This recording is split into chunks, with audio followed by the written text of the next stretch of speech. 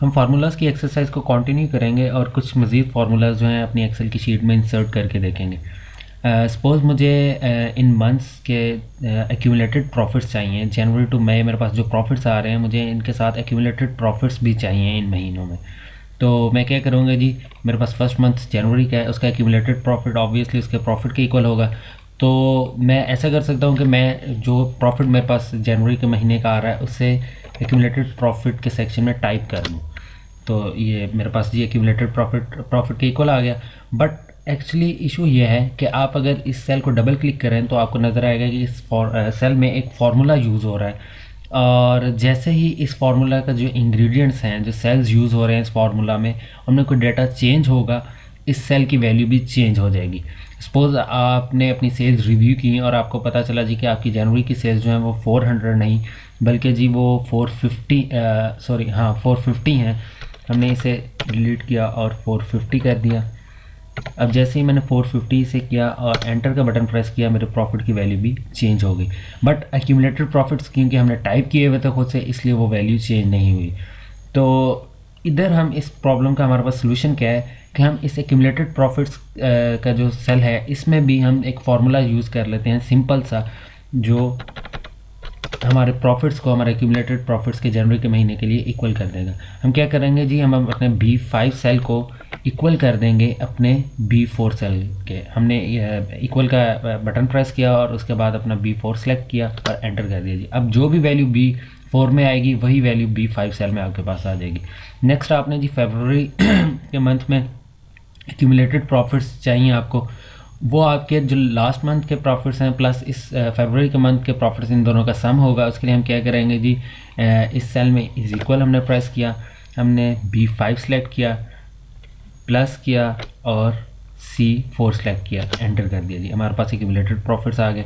मार्च में हमें accumulated profits चाहिए, मार्च से पहले जितना हमारा टोटल प्रॉफिट है प्लस मार्च का प्रॉफिट। तो हम इस सेल को सेल C5 को सेल D4 में ऐड करना चाहते हैं। अब आप देखेंगे जी, आप ये वही सीक्वेंस है जो हमने सेल C5 में फार्मूला इंसर्ट करते वक्त यूज़ किया था। तो हम बजाय इसे दोबारा इंसर्ट करने के इसे कॉपी कर देते हैं। तो ये जी हमारे पास एक्यूमुलेटेड प्रॉफिट्स मार्च के आ गए। और इसी तरह अगर हम नेक्स्ट 2 मंथ्स में भी इन्हें कॉपी कर दें तो नेक्स्ट 2 मंथ के एक्यूमुलेटेड प्रॉफिट्स हमारे पास आ जाएंगे। अब सपोज जी मुझे अपने प्रॉफिट्स की परसेंटेज चेंज भी कैलकुलेट करनी थी, मुझे जो मंथ टू मंथ वेरिएशन आ रही है मेरे प्रॉफिट्स में उसे भी कैलकुलेट करना है। तो वो मैं कैसे करूँगा जी, जनवरी के मंथ की वेरिएशन तो मैं कैलकुलेट नहीं कर सकता ऑब्वियसली, बिकॉज मेरे पास इससे प्रीवियस मंथ का डेटा अवेलेबल नहीं है। फरवरी के मंथ की वेरिएशन जो है प्रॉफिट में, यानी जनवरी से फरवरी में जो प्रॉफिट्स में चेंज आया है मेरे, वो मैं कैलकुलेट कर सकूँगा। उसके लिए मुझे क्या करना पड़ेगा जी, कि मुझे अपने जो फरवरी के मंथ के प्रॉफिट्स हैं उनमें से जनवरी के मंथ के प्रॉफिट्स को माइनस करना पड़ेगा और जो रिज़ल्ट है उसे जनवरी के मंथ के प्रॉफिट्स पे डिवाइड करना पड़ेगा। मैं ये सारा जो फार्मूला है इसे एक्सेल में लिखता हूँ। इज इक्वल प्रेस किया, मैंने सेल C5 सेलेक्ट किया, फरवरी के मंथ के प्रॉफिट्स माइनस किया B5 को जनवरी के मंथ के प्रॉफिट्स, और उसके बाद डिवाइड कर दिया जी मैंने B5 पे और एंटर प्रेस कर दिया। ये देखेंगे जी आपके पास वैल्यू आ गई है 346। बट और अगर आप इसे परसेंटेज में कन्वर्ट करते हैं, 100 से मल्टीप्लाई करते हैं, ये 34600% हो जाएगी। बट ऑब्वियसली आपको भी नज़र आ रहा है कि इतनी ज़्यादा वेरिएशन है तो नहीं।